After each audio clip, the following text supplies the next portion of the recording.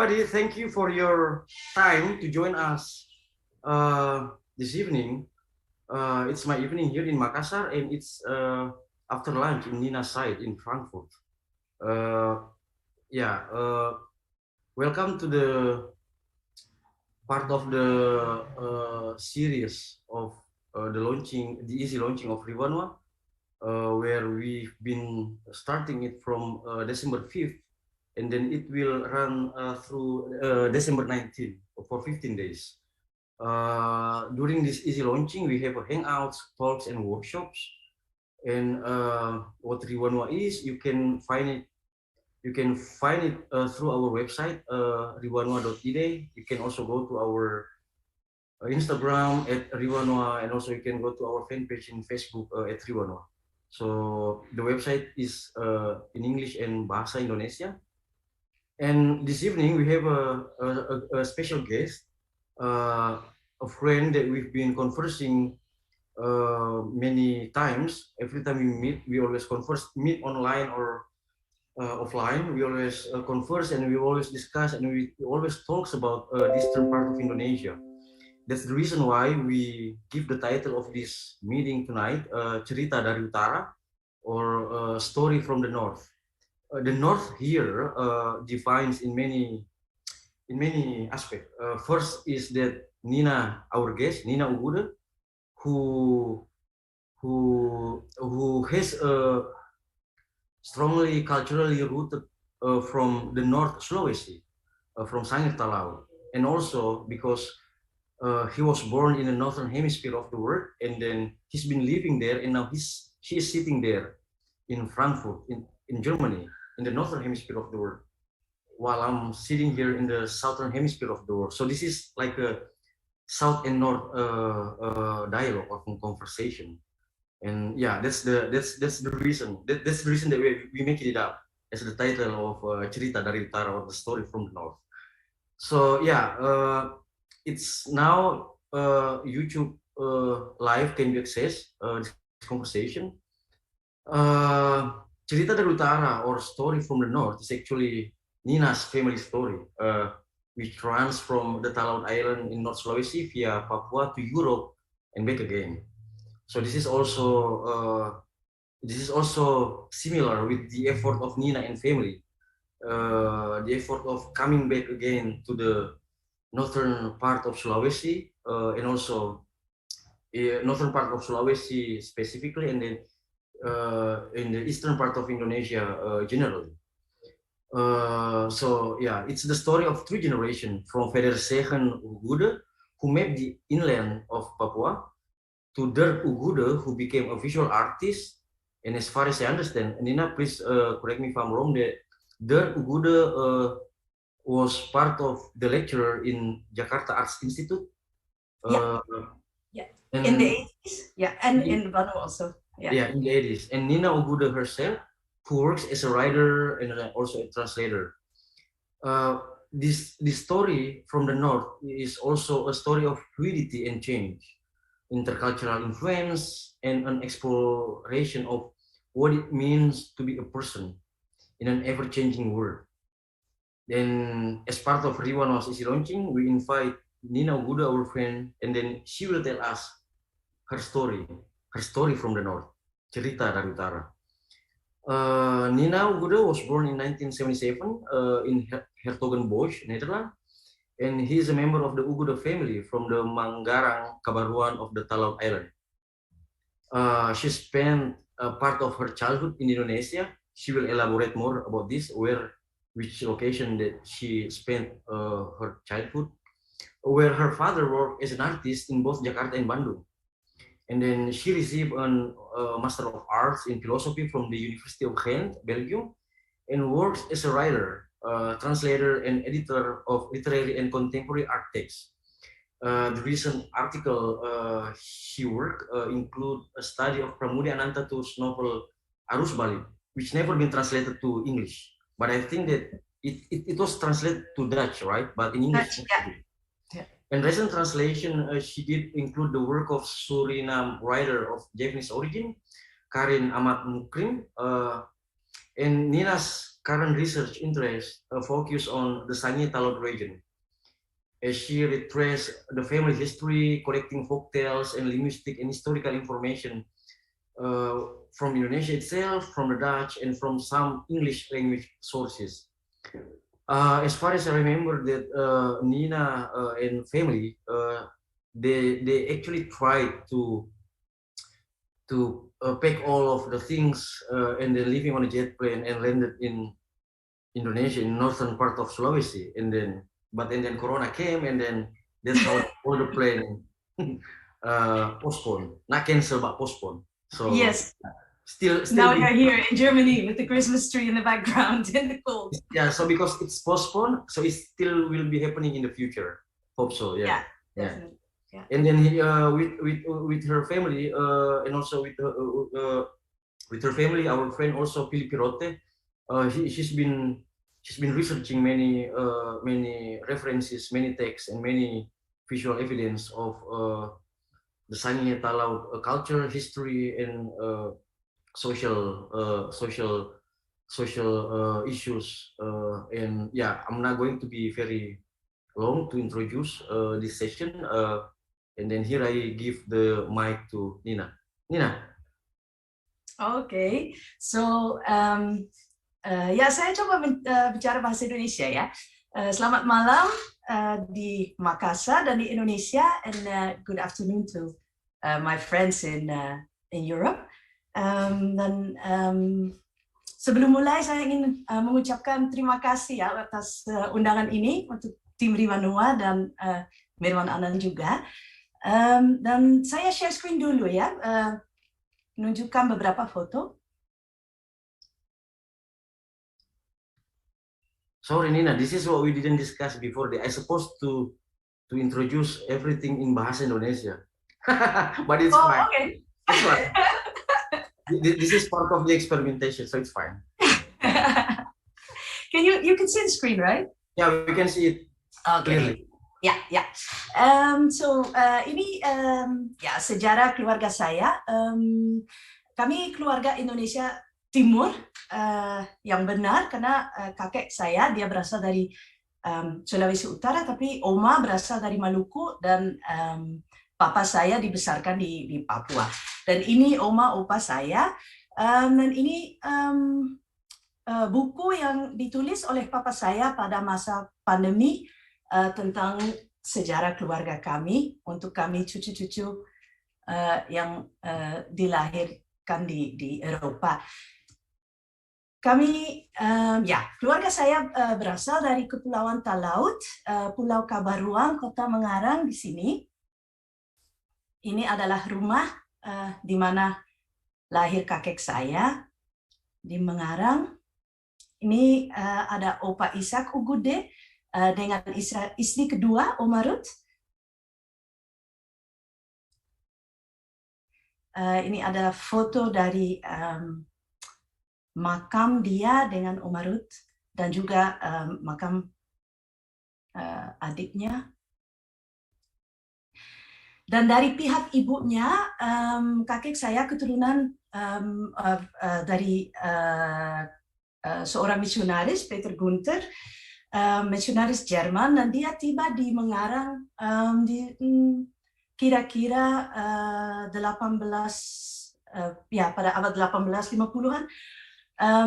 Dan dia memperkenalkan agama Kristen di Manggarang, dan ini ada Rosalina Gunther, dia cucunya, dan ini ibu kakek saya. Dan ketika opa saya 17 tahun, dia pindah ke Papua, ke Serui, untuk mendapat pendidikan dan juga cari kerja. Ini ada foto terakhir dari opa saya di Talaud dengan, saya pikir dengan pakaian asli Talaud.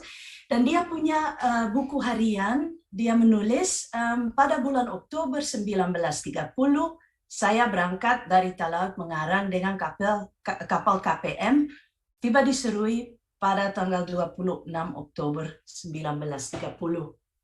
Dan dia melanjutkan dengan menggambarkan kerja dia. Dan di Serui, kakek saya bertemu dengan oma saya. Oma saya ini anak yang duduk di sini, Rika Sanaki, dan Oma Rika Sanaki berasal dari Saparua dekat Ambon, dan dia lahir di Tangsi karena bapaknya, bapak yang berdiri di sini di belakang, dia seorang militer. Dan mereka nikah, dan oma saya dilahirkan 11 anak di 6 desa yang beda. Nina, before you continue, sorry to interrupt you, but I'm texted by many friends that they are following the discussion via YouTube, and then they say that is it fine if Nina speaking bahasa in English because they don't speak bahasa Indonesia. Some friends some friends from Europe, and also from some areas in Southeast Asia, like from Philippines. Yeah. Okay, yeah, no problem. So this is my grandma sitting here in the chair. As a child in Saparua, and she's from Saparua, which is near Ambon, from the Moluccas. And she was born in a Tangsi, like a military kaserne, because her father was a military officer, and she actually came to Ambon, to Papua, to find a job as a nurse. And in his diaries, my grandfather wrote, how they had to travel around for work. It's kind of a hard life. They had 11 children in 6 different cities. And at the moment when my father was going to be born, the Second World War broke out, and life started to be very difficult. They all received like a bag of rice and a couple of bottles of coconut oil, and everybody was sent home, and there was no more work. Just the war to survive from. And so my grandparents actually were in a hospital in Manokwari for some disease. My grandfather had an appendicitis, and they were traveling by boat to Serui, where they were living, when a bomb from the American airplanes fell on the boat. And at that very moment, like, my grandma had to deliver the baby. So my father is born in Ansus, which is this city. And Kampung Laut, like a village on the water. And they stayed there for a while because it was peaceful, and also because they had easy way to flee. When the bombs fell, they could just get into boats and sort of row away. And then this is after the war. My grandfather is this man in his uniform. He became part of a team that patrolled the inlands of Papua, and they had to map the inlands of Papua, and also to make contact with several Papua tribes, to see also for research on how they were living. And at a certain moment, he became placed here in Sarmi, and in the area of Onte, Tor Atas. He befriended a Papuan chief, Pak Wakarbesi. And they became actually very, very good friends. And they became, they gave each other a lot of advice. They had a lot of talks. And this is a picture of a tribe in Papua. It is not the tribe of Pak Wakarbesi, but it's kind of similar. Because I couldn't find that specific tribe. And at a certain point, the relation got so intimate between the two of them that Pak Wakarbesi gave his eldest son to my grandfather and asked him to take him to Sarmi to get a better education, so that he could learn about life outside of his tribe, outside of the forest, and then come back to become a better leader. And my grandfather agreed to this, and because the boy, Danchi was his name, was a little bit older than my dad. They actually, for a couple of years, grew up together. They played a lot together. They received an education together, and they joined the Boy Scouts together. So this is my father, and this is Danci. And to me, the really interesting thing is that the goal of Pa Wakarbesi and Opa Father was to have to teach Danci to have a better understanding of the world outside, get a better education of the world outside his tribe.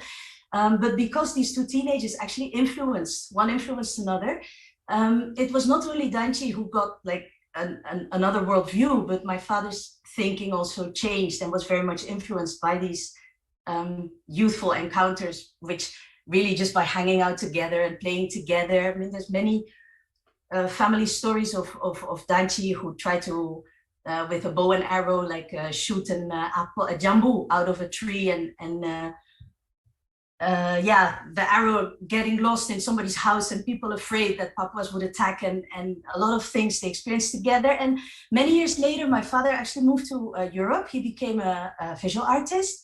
But until this very moment, you can see in his work the influence of this Papua culture. And this is an example of his work.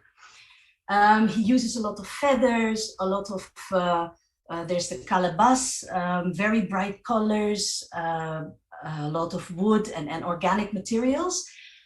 And it is very clear that not only Danci gained something from this encounter, but my father also, I think, gained a lot from that. And he has, here are some of his bamboo installations. They actually look a little bit like, you could totally, I think, imagine the forest context with them. There are also bamboo objects which move around. When I was small, I used to have recordings of the forest that he put in his installation, and they were like kind of like animals in bamboo that sort of,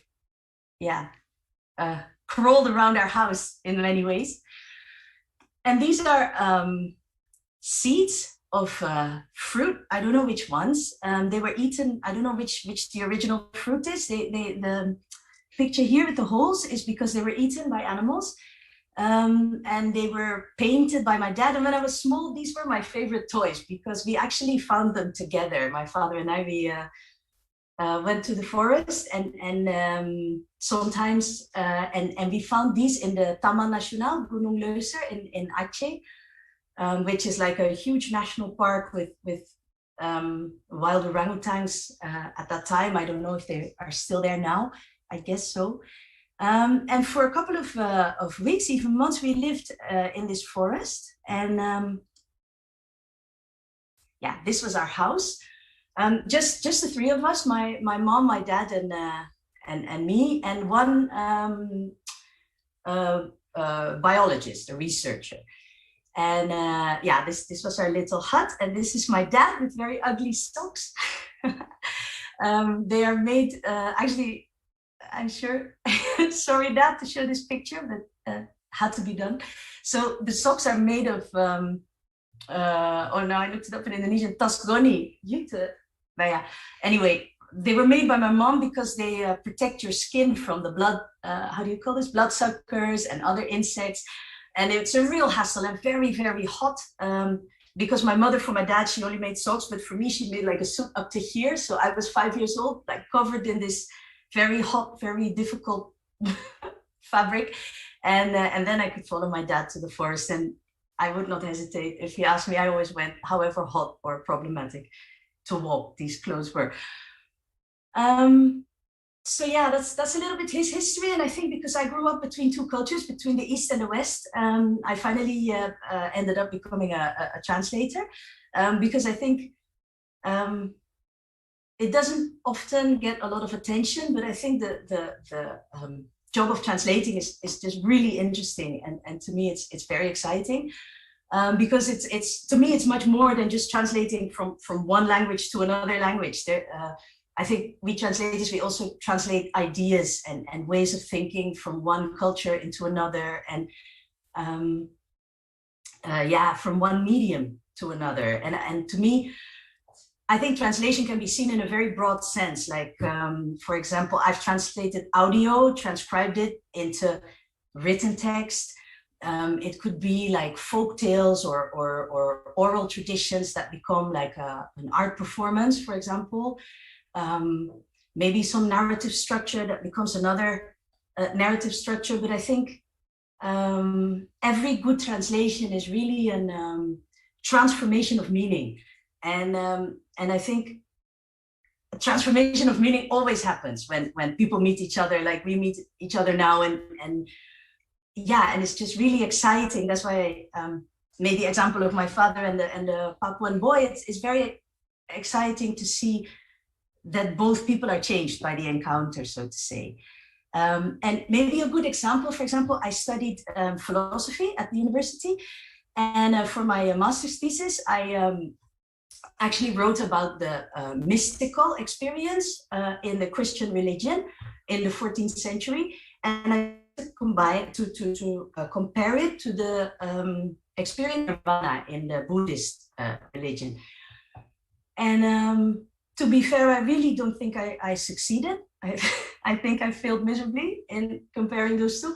But what did happen was that my ideas about translation grew. I thought maybe at that time, I thought maybe it's not just like trying to translate words from one language to another, but this is really to see if a concept from one religion can be compared to or brought to a concept from another religion. And that really, yeah, sparked a love of language and translation in me.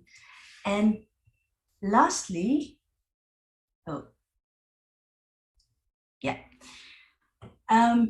I have 3 books that I listed, which I've been working on recently. The first one is by Shinzo Hayase. He is an expert from Japan, and he wrote a lot about cultures surrounding the Sulawesi Sea. He also spent a lot of time in Sangihe-Talaud, and he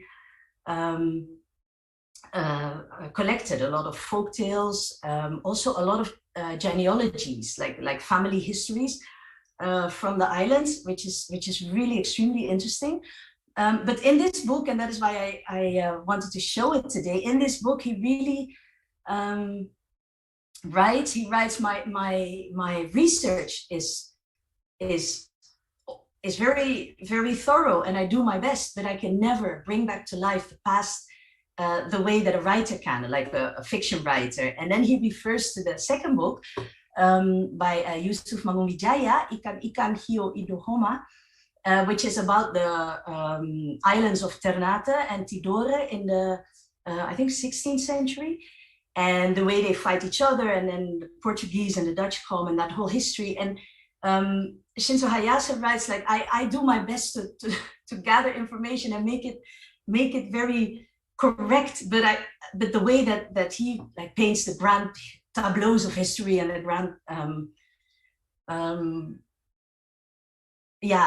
the way that he brings back to life the way that he brings the past to life is something that we need a different discipline. Historical research has to become fiction writing, and that to me is also interesting, and it's also an example of a way to translate meaning or transform meaning.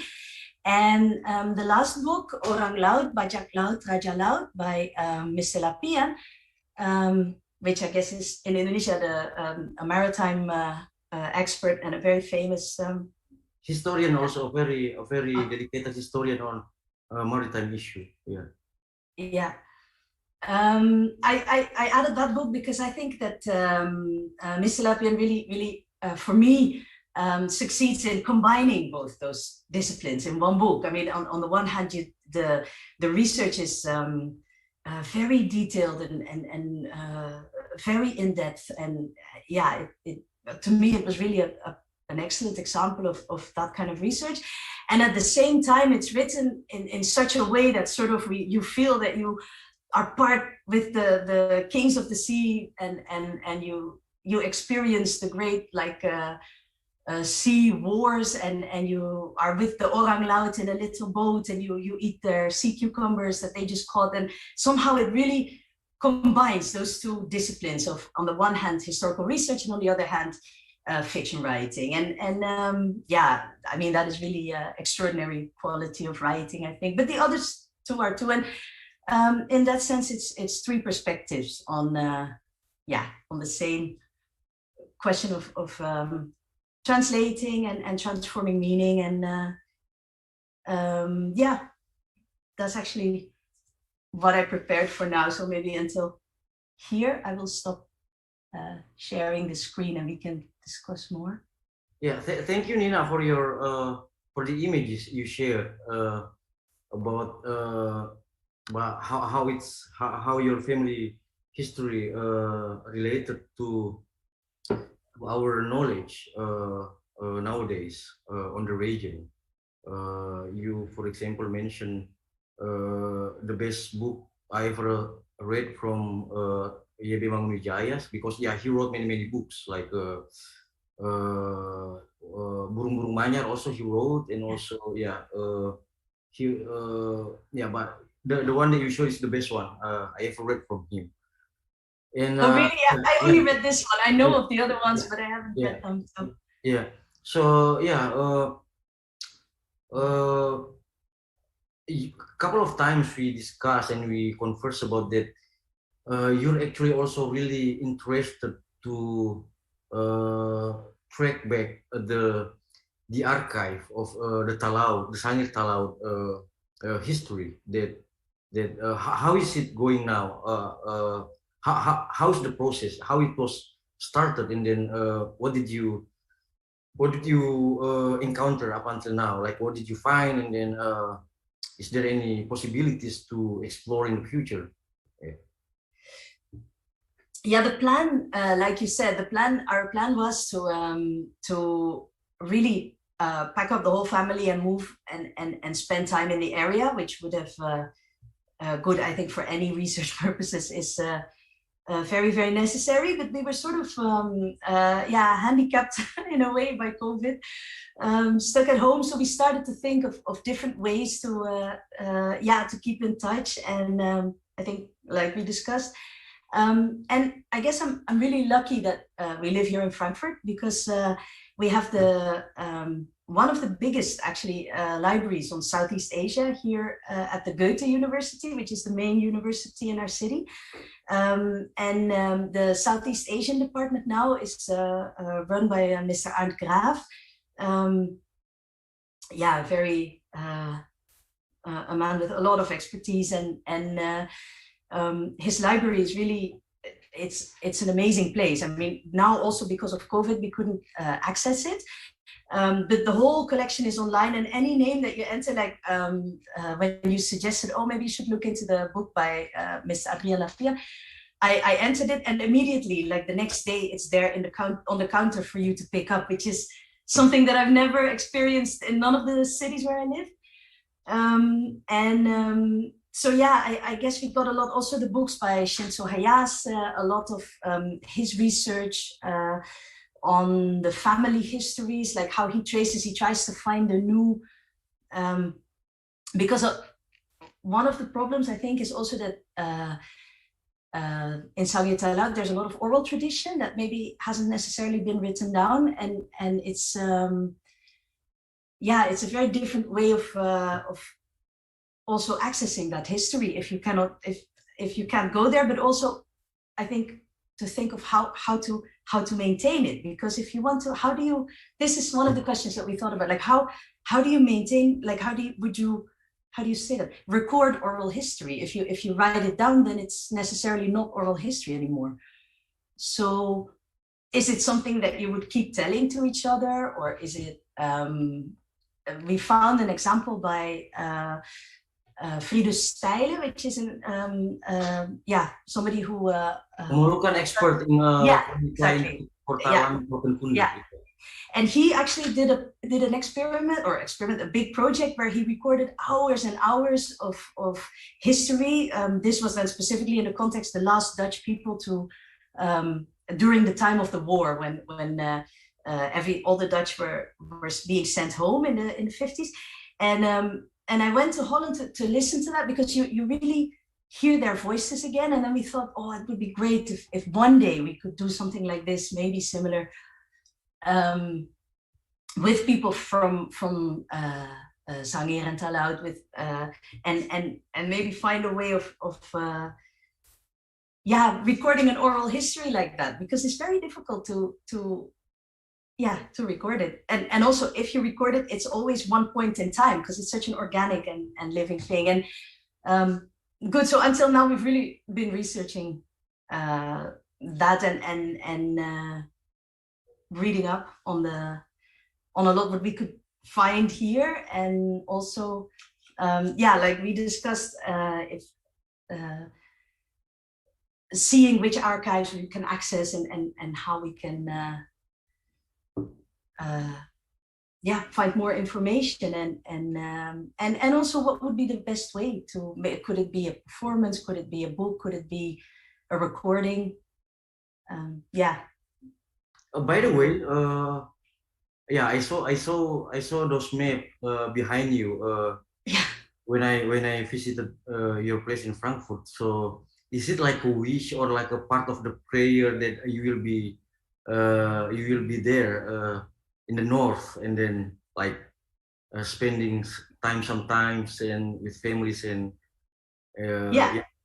exactly. When COVID hit, I got this map, because I thought, we shouldn't like get all comfortable now in Germany and remember this. We should really remember our goal. So I stuck it to the wall. So every day when I eat dinner and my family eats dinner, we look at that map and that's where we want to be one day. So and we have actually Maluku on the other side, as you know. Like when you open the door, there's Maluku on the other side. Okay. We in Makassar, actually we also grew up with names from our brothers from the North Sulawesi, like the name like Ratulangi, the first governor in Sulawesi, and also Robert Walter Munginsidi, a very famous martyr who was sentenced to death in late 40s, I think. So there are in every I think in every cities in Indonesia there are always streets with Ratulangi. And Ratulangi he has a very long name, I think, which I always try to remember. GSSJ Ratulangi, Gerungan Saul Samuel Jacob Ratulangi. So, oh really? Yeah. Oh, I never heard that. So we really grew up with that name from the north. So I also found one good article wrote by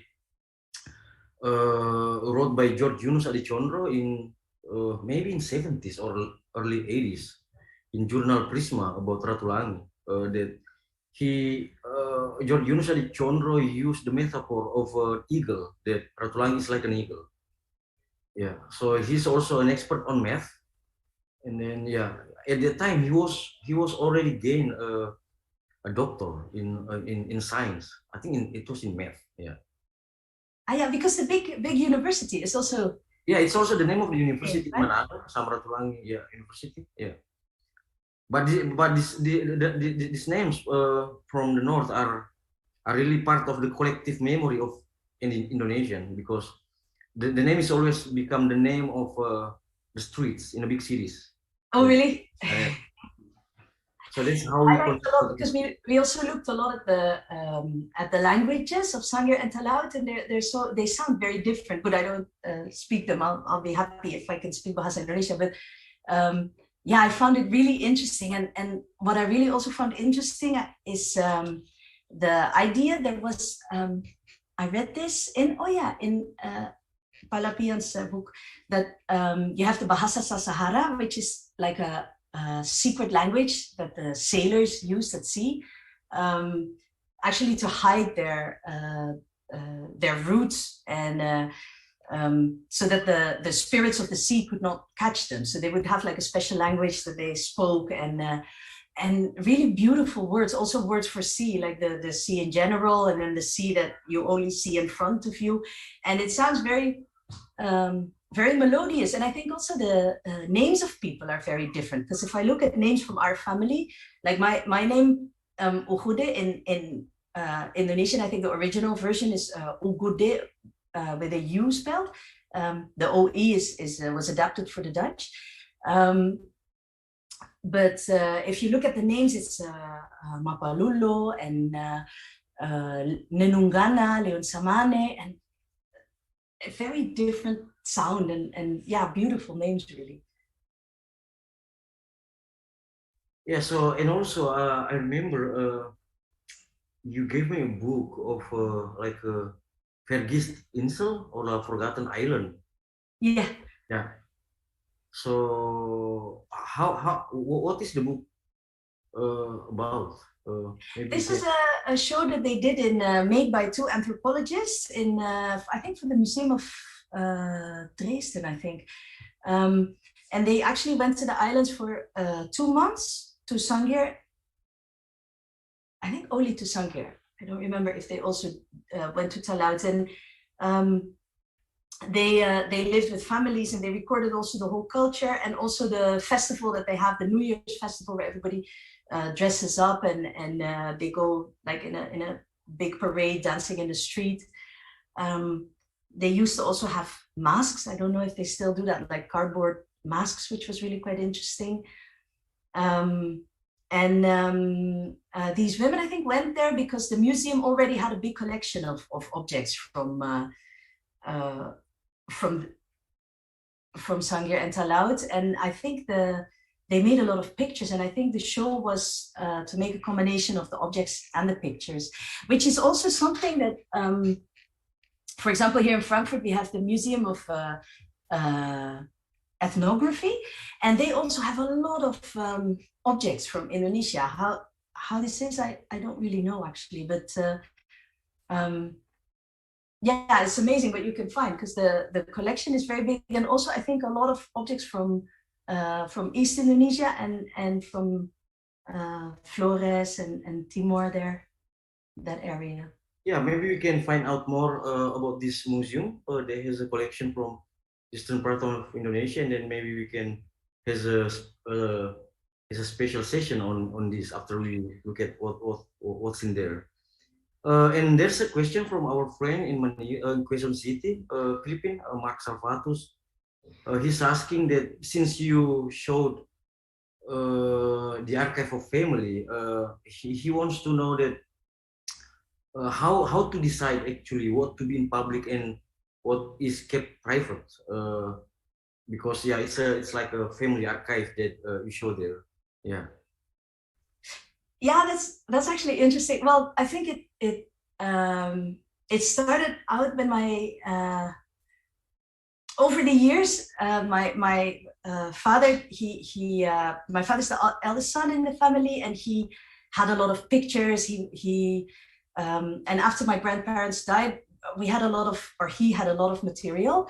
And now he is getting older, 78, and he was cleaning up his house, and he was like, okay, somehow these materials will come to you, but during the pandemic, he took some time to write that book that I showed in the beginning, because he wanted for our generation, for the also my cousins and everybody who maybe never lived in Indonesia, that we know our history, because it's important to know your history. It's important to know your roots.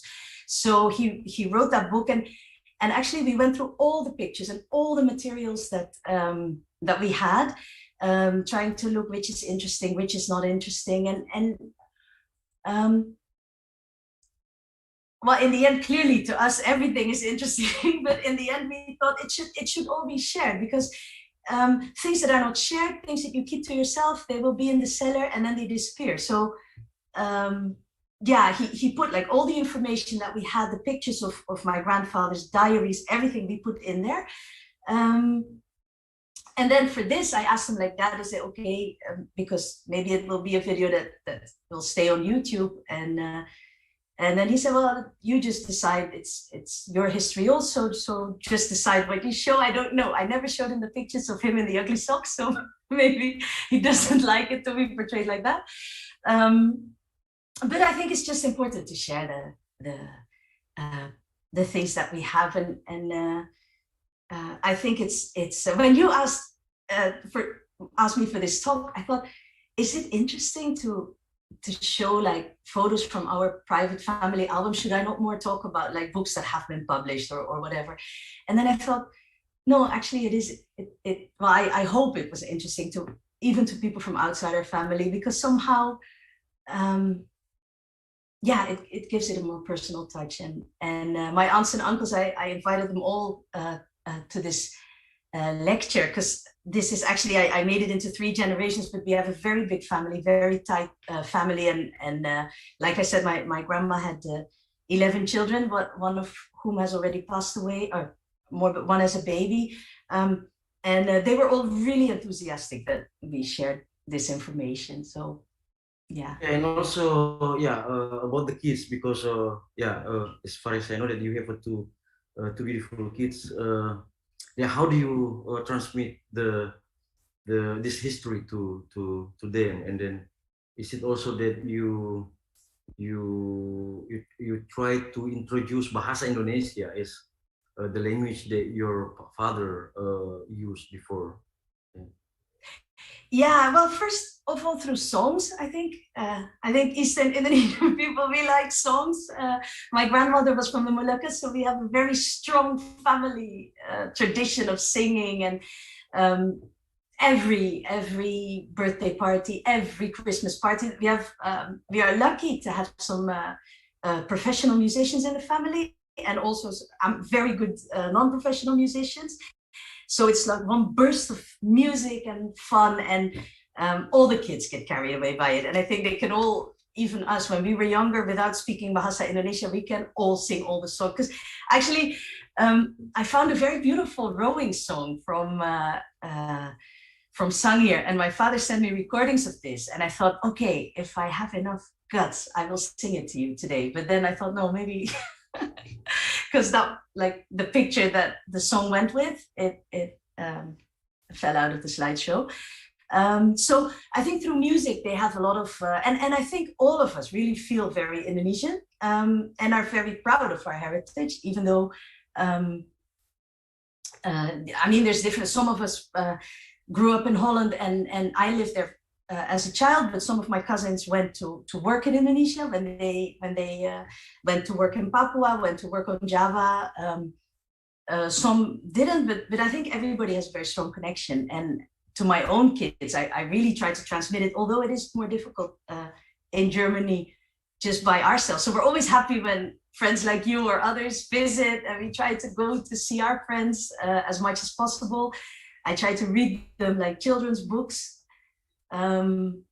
But clearly it's much easier if you have the whole, because even if they don't speak the language, if you have the whole, like all the aunts and the uncles and the cousins, then it's so very different from the way that a Belgian or a German family is set up, or a Dutch family. So yeah, I think nobody ever forgets their roots here. That's really good, and also it's really interesting that because of your effort to preserve and also to practice the history, the roots. It's really for me. It's really interesting to explore more there. In terms of songs, you mentioned songs. Do you remember one particular songs, like the title, and then that you always it must be the song that in the list every time you meet with the families, and also that you mention to your daughters. Yeah. There are many. We actually made, if I would show it, I have to get up. But we made a songbook with our family, like with a CD and everything. Yeah, it's fine. Yeah. Shall I get it? Yeah, it's fine. Yeah. Okay.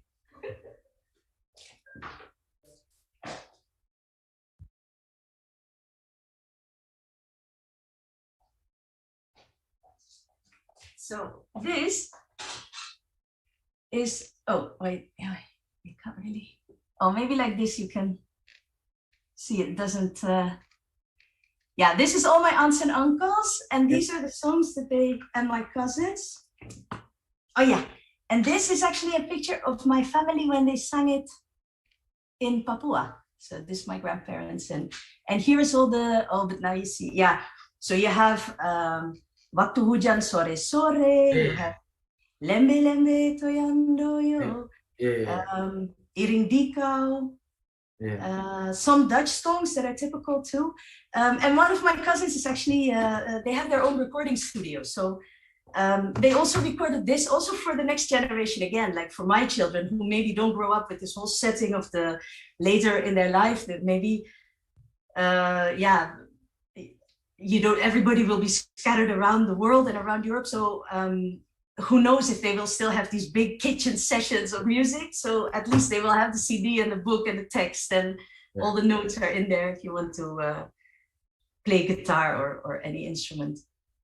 One thing also, because of I remember that we discussed about the work of Pramoedya Anata Toer, Arus Balik, which is really also very strong and very important work of him.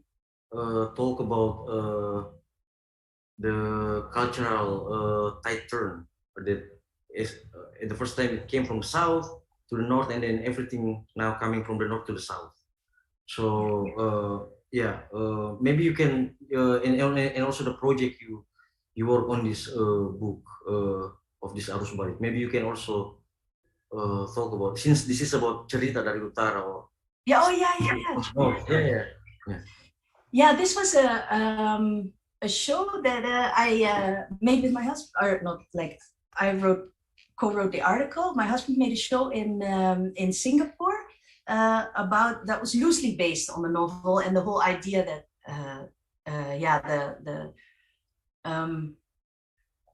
the article that I wrote anyway was, or we wrote together, was about the moment in the book where the queen and her son have a conversation, and the son, the king, wants to protect the land in his idea of protecting his kingdom from the coming of the Portuguese and then later the Dutch, and where the queen says, if you don't protect the sea, then all will be lost. And it's really about that. I guess that's a little bit the essence of the novel as well. And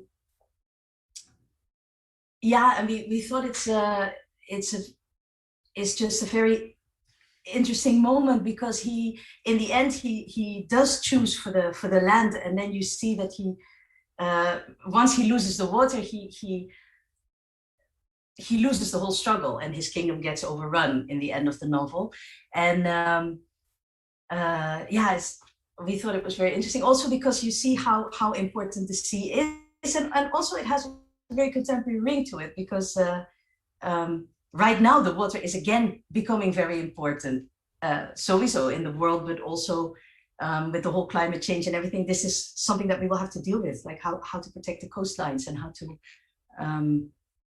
and also a coastline has always been, from I think throughout history, a place where new influences come. When new influences come, they usually come from the water.